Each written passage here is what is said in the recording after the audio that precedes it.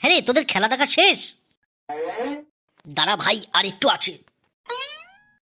ওকে, তাহলে আমিও একটু দেখি। অয়ন, কোল্ড ড্রিঙ্কস খাবি?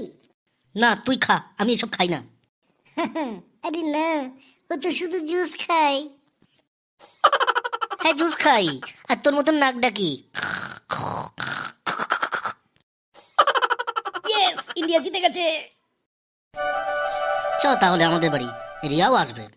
ওকে চল বাচ্চা বাটিরা, ডেস্টিনেশন অয়নদের বাড়ি। এই, আমাকে বাড়ি দিয়ে আয়। ওকে, তাহলে চ। এই সন্ধি, আমাকে বাড়ি দিয়ে আসবি কিন্তু। সত্যি কৌশিক, তুই বড় হয়েছিস, এবার তো একা একা যা। প্রবলেম কোথায়?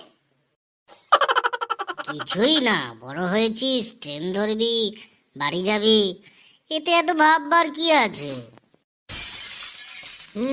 বুঝলাম। এ ভাই, সত্যি তুই বুঝেছিস? হ্যাঁ হ্যাঁ, বুঝে গেছে, ভালো ছেলে তো। কারো লাগবে না, আমি একাই যেতে পারবো।